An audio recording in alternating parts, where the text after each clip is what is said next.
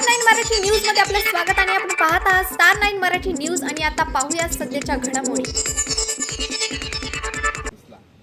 आणि ड्रामा करू नका या शब्दावरती सर्वसामान्य महिला ज्या नाही का त्यांचा संघर्ष त्यांबरोबर झालाय तर त्यांना आपण भेटलेले ते पारगाव पोलीस स्टेशनला आलेले आहेत आणि पाहूया कशासाठी आलेले आहेत. नमस्ते. तर आपण पारगाव पोलीस स्टेशनला आला. काय झालं, आमची 7 दिवसापूर्वी बांधकामाची झाली होती. फक्त त्यांना मी विचारायला गेले होते काही प्रश्न. तर त्यांचे आमच्यात बाचाबाची होता ते डायरेक्ट काय म्हटले का इथे येऊन ड्रामा करायचा. मग मला ते फिलिंग नाही झालं, म्हणजे ड्रामा या शब्दाचा मला खूप मनस्ताप झाला. म्हणून मग मी काय केलं, त्यांना आता एक पत्रकार बोलवले, त्यांच्याकडे बातमी दिली. तर ती आत्तापर्यंत पारगाव पोलीस स्टेशनला आले. हा एक अर्ज दिला आहे. उद्या मी तहसीलदारांना एक अर्ज देणार आहे. परवा दिवशी कलेक्टर साहेबांना देणार आहे. म्हणजे आम्ही बऱ्याच ठिकाणी अर्ज देणार आहे. मला फक्त याच्यातून मला फक्त साध्य करायचं आहे का ड्रामा हा शब्द कुठपर्यंत कशाबद्दल असतो. बरोबर. याचं त्यांनी मला कारण सांगावं. तर हे होते उज्ज्वला गोरडे, सामाजिक कार्यकर्ते ते.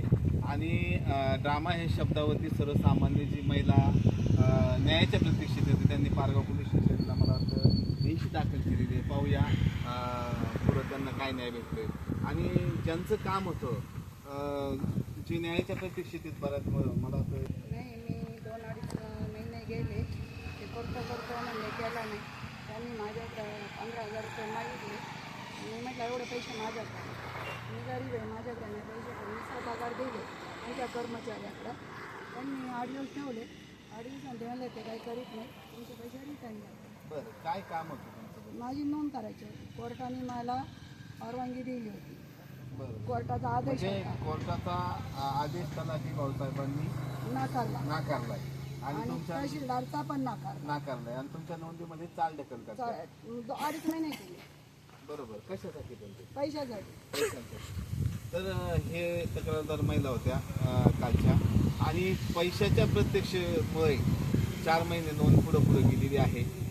तर पाहूया आपण आता हे पोलीस स्टेशनला आलेले आहेत, तक्रार दाखल अर्ज दिलेला आहे. यांना काय न्याय भेटतोय तर पाहूया आपण आता पोलीस काय कारवाई करतात का काय. ओके साहेब, मी तुम्हाला एकच प्रश्न विचारते का आम्हाला साधारण लोकांना तुम्हाला प्रश्न विचारायचा अधिकार आहे की नाही, एवढं फक्त तुम्ही आम्हाला उत्तर द्या. आम्हाला संविधानामध्ये अधिकार दिलेला आहे, पण तो आम्ही कुठं वापरायचा. तुमच्यासारखे अधिकारी आहेत, आम्हाला जर त्याचं जर कशाचंच भान तुम्ही ठेवती नाही, डायरेक्ट आम्हाला म्हणता का तुमचा अधिकार नाही इथं. आणि मग तुम्ही हे ऑफिस आहे हे कोणत्यासाठी खोललेले आहे, सामान्य माणसासाठी आहे का पैशावाल्यांसाठी आहे. जर तुम्हाला जर प्रत्येकाचे पैसे घेऊनच जर काम करायचं असलं तर तुम्ही बोर्ड टाका का सामान्य माणसांनी इथं यायचं नाही, सामान्य माणसांनी वरती न्याय मागायला जायचं. हा, मग हे मला तुम्हाला हात जोडून अधिकार काय आहे तुमचा मी तुम्हाला सांगू शकत नाही. जे अर्जदार आहेत मी त्यांना काही असेल ते सांगू शकते, सांगेल बोलले ते. तर म्हणलं असं कसं काय, आम्ही सामान्य माणूस आहे, आम्ही तुम्हाला सामान्य माणूस आहे, आम्ही तुम्हाला विचारू शकतो प्रश्न. म्हणजे एक माहिती घेणे तुमचं कर्तव्य. हा, ते म्हटले नाही तुम्ही अजिबात मला प्रश्न विचारायचा नाही, इथं कुठल्याही प्रकारचा ड्रामा करायचा नाही. मग मला साहेबांना एवढंच विचारायचं, ड्रामा म्हणजे काय असतो, ड्रामा ह्या शब्दाचा अर्थ काय असतो ह्यो काय मला कळालेला नाहीये. म्हणून ही बातमी मी त्यांच्यापर्यंत पोहोचवण्याचा प्रयत्न करते का ड्रामा हा शब्द कसा असतो हे मला तुम्ही फक्त सामने येऊन सांगा.